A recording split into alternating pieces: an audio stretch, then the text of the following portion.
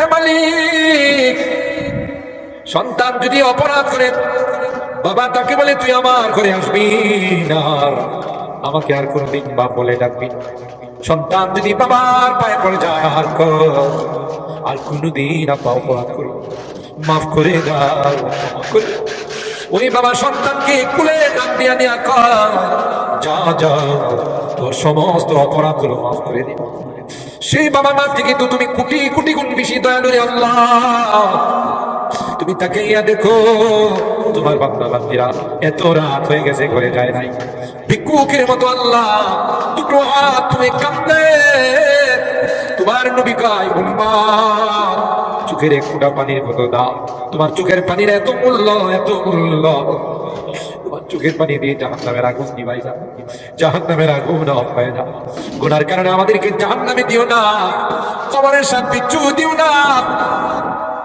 শুনেছি রে গুনাহগারদের খবরের সাপ বিচ্ছু 99টা বিষাক্ত সাপ চুবল মারবে রে, সাত জমিনের নিচে পৌঁছাই আবার নখ দিয়ে লাশটাকে উঠাবে।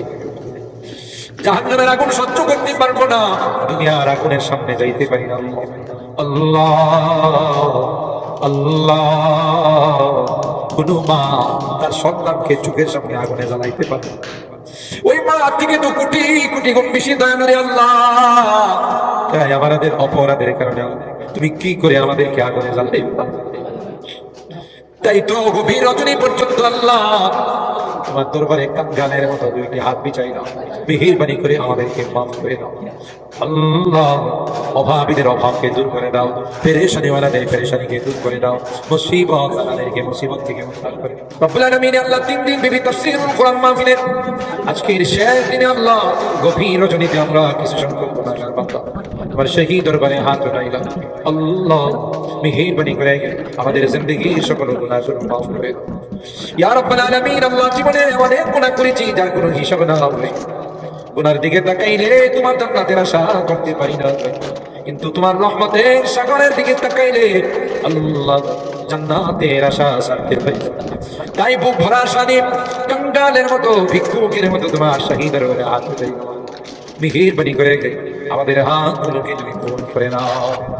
মালিক তাওবা করতেছি, আর জীবনে কোনোদিন নামাজ ছাড়বো না, আর জীবনে কোনোদিন রোজা ছাড়বো না, আর কোনোদিন খারাপ খাইবো না, আর কোনোদিন নেশা করবো না, আর কোনোদিন বেপরদায় চলবো না। আল্লাহ মেহেরবানি করে আমাদের তাওবাগুলোকে কবুল করে নাও।